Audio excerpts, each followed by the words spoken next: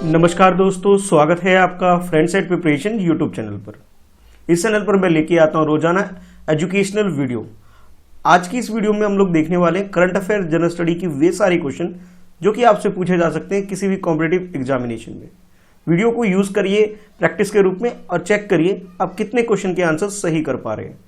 और वीडियो के एंड में अपना कमेंट करके जरूर बताइए कि आपने कितने क्वेश्चन के आंसर सही किया है।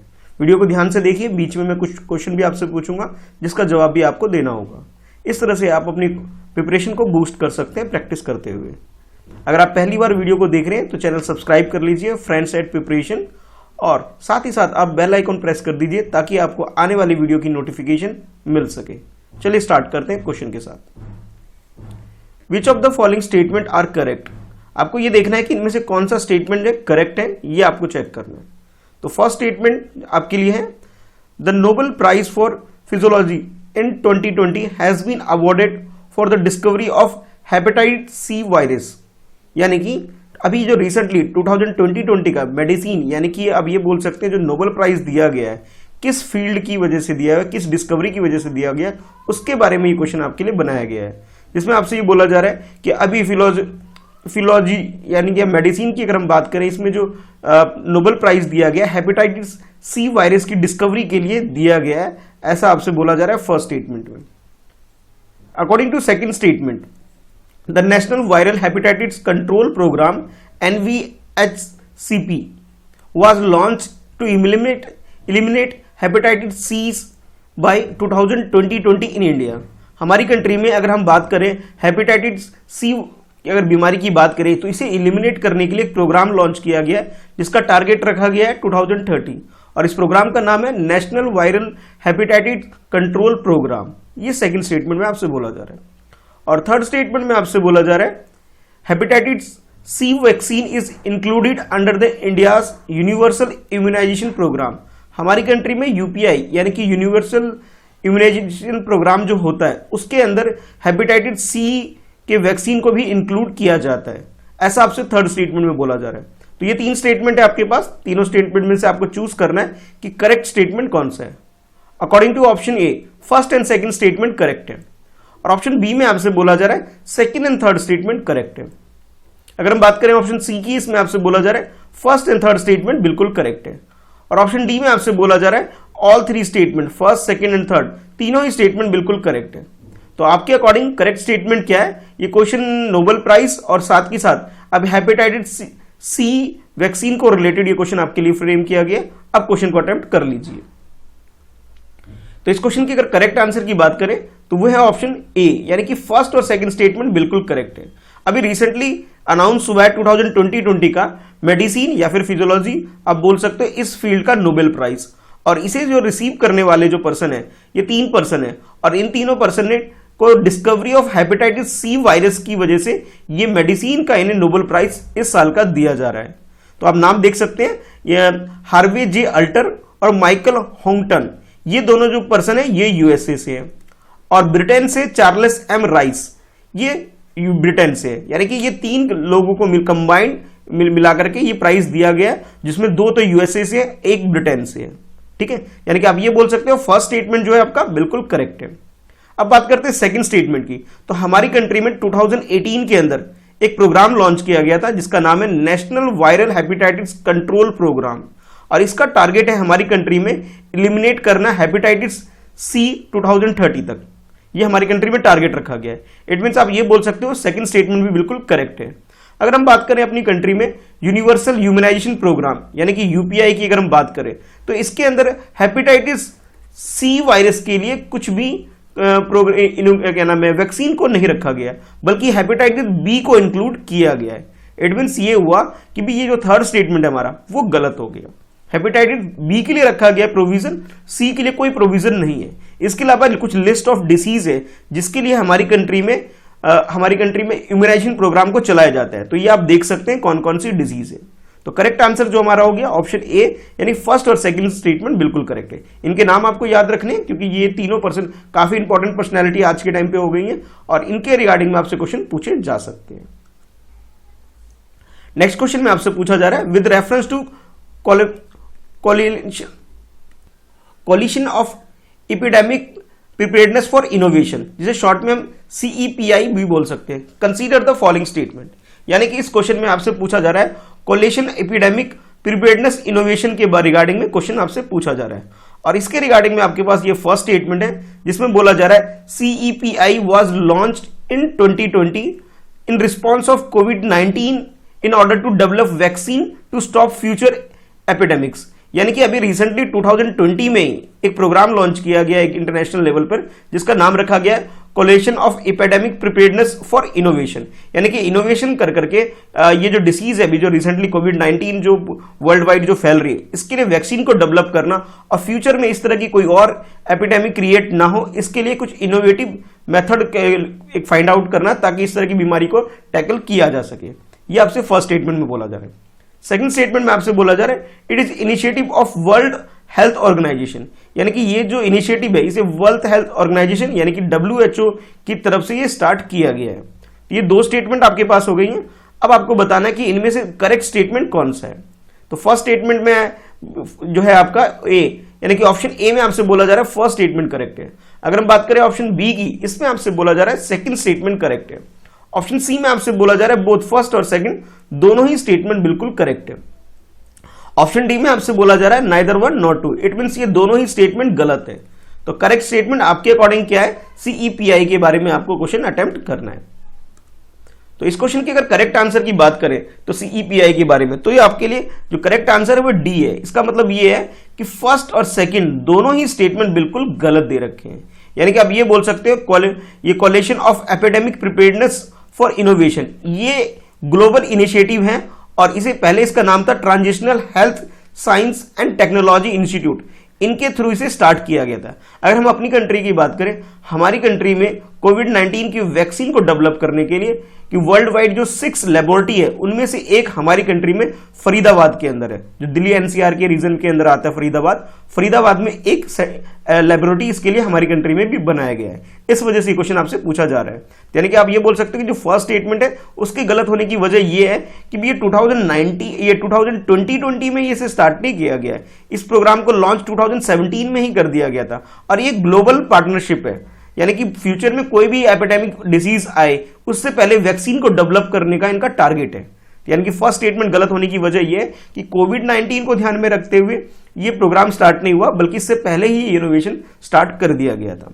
और इसे जो स्टार्ट किया गया था दावोस जो कि स्विट्जरलैंड में सिटी है, वहां पे एक एग्रीमेंट हुआ था। उस एग्रीमेंट के थ्रू यहाँ साइन इसे यहाँ पे ये डेवलप किए गए 6 लेबोरेटरी वर्ल्ड वाइड। और इसे जो स्टार्ट करने वाली जो ऑर्गेनाइजेशन है वो वर्ल्ड इकोनॉमिक फोरम है।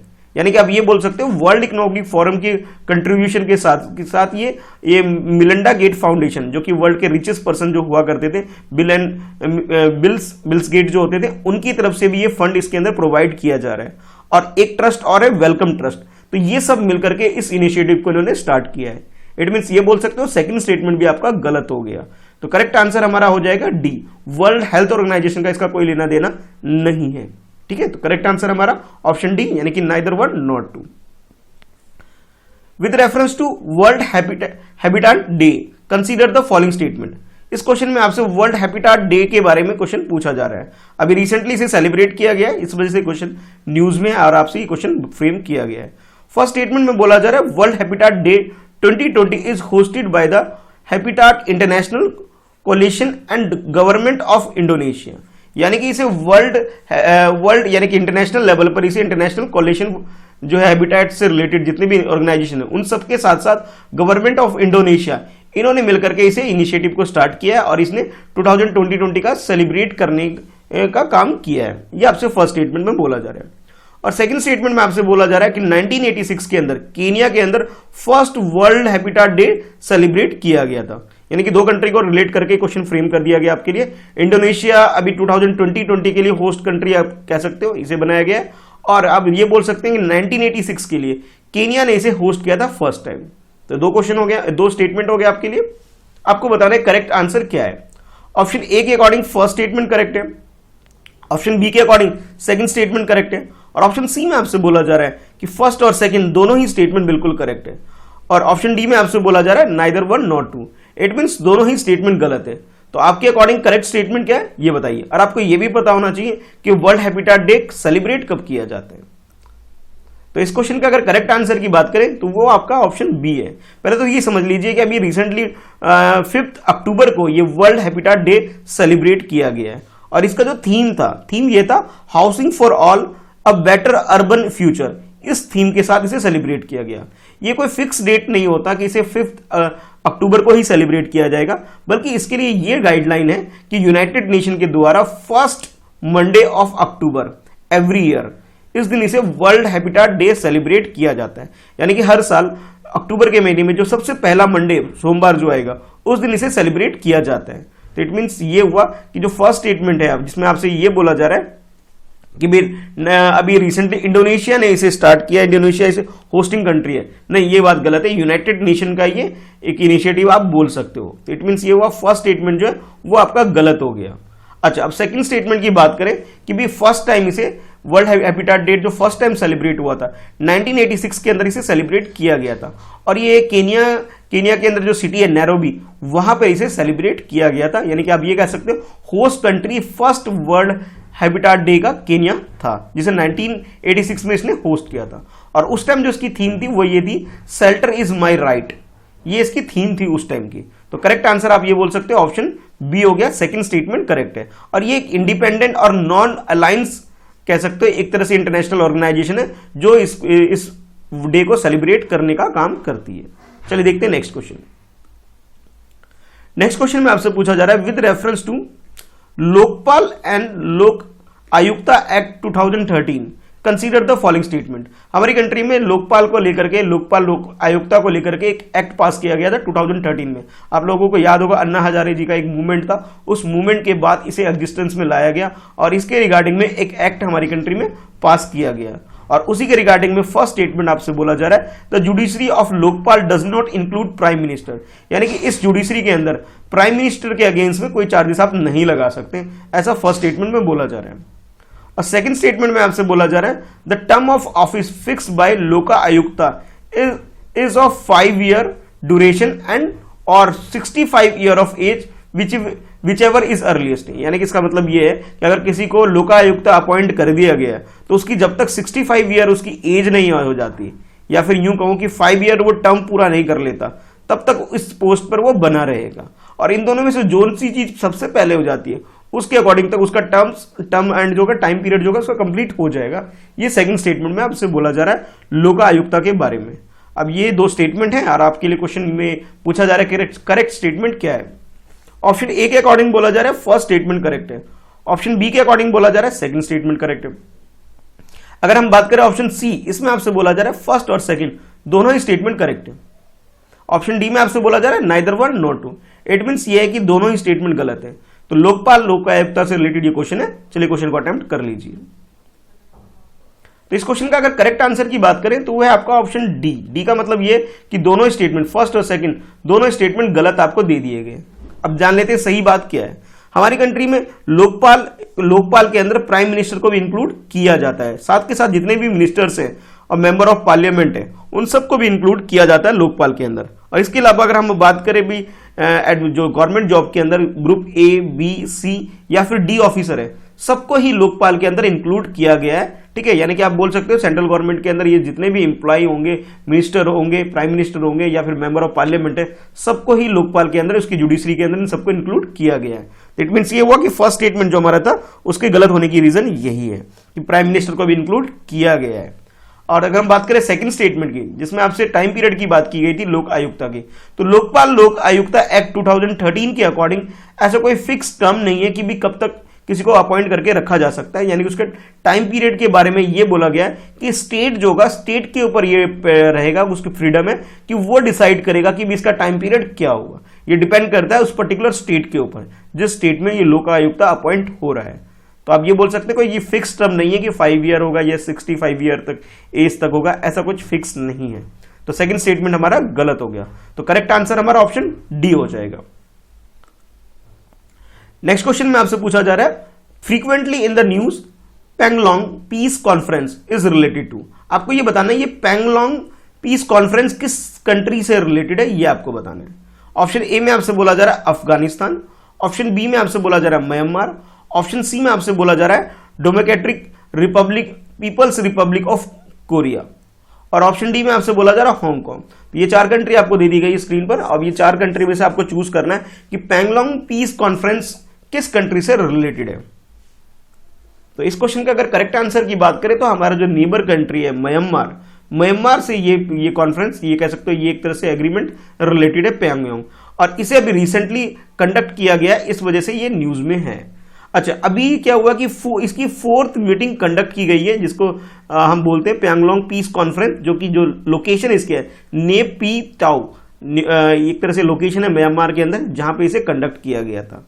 और ये एक तरह से ये जो एक तरह से एग्रीमेंट कह लीजिए, कॉन्फ्रेंस कह लीजिए, इस कॉन्फ्रेंस का जो मेन मोटिव है 2016 में से स्टार्ट किया गया था, अभी 4th मीटिंग कंडक्ट की गई है। इसका मेन मोटिव ये है कि म्यांमार के अंदर एक अच्छी खासी पॉलिटिकल सिचुएशन एनवायरमेंट क्रिएट किया जा सके, एक स्टेबल गवर्नमेंट को बनाया जा सके, उसके लिए, यानी कि आप ये बोल सकते हो म्यांमार के अंदर डेमोक्रेसी को स्टैब्लिश करने के लिए, स्टेबल गवर्नमेंट को फ्रेम करने के लिए ये कॉन्फ्रेंस कंडक्ट की गई है, इसकी एक मीटिंग। तो करेक्ट आंसर हमारा ऑप्शन बी यानी कि म्यांमार हो जाएगा। अब आप कमेंट करके बताइए कि आपने कितने क्वेश्चन के आंसर करेक्ट किए। आपके लिए जो क्वेश्चन होगा, क्वेश्चन कुछ इस तरह से है। फर्स्ट क्वेश्चन में आपको ये बताना है जो म्यांमार जो कंट्री है, इसे बॉर्डर शेयर करने वाली कौन कौन सी कंट्री है, यानी कि इसको एग्जैक्ट इसकी लोकेशन आपको अच्छे से देखना है कि भाई ये किस किस कंट्री के साथ अपनी बॉर्डर शेयर करती है। ये आपके लिए फर्स्ट क्वेश्चन है। नेक्स्ट क्वेश्चन में आपको ये बताना है कि वर्ल्ड इकोनॉमिक फोरम जो है ये स्टेब्लिश कब हुआ था। ठीक है, ये आपको बताना है कि वर्ल्ड इकोनॉमिक फोरम कब स्टैब्लिश्ड हुआ था और इसके हेड कौन है और इसकी मेन फंक्शन क्या है, ये आपको बताना है। साथ ही साथ थर्ड क्वेश्चन में आपसे ये पूछ रहा हूं कि थर्ड क्वेश्चन में आपको ये बताना है कि वर्ल्ड हैबिटेट डे जो सेलिब्रेट किया गया उसकी थीम क्या है 2020 की। आपको 2020 की थीम बतानी है। तो ये छोटे छोटे 3 क्वेश्चन है आपके लिए, तीनों क्वेश्चन का आंसर जरूर दीजिएगा। चलिए फिर मिलते हैं नेक्स्ट वीडियो में friend set preparation YouTube channel पर।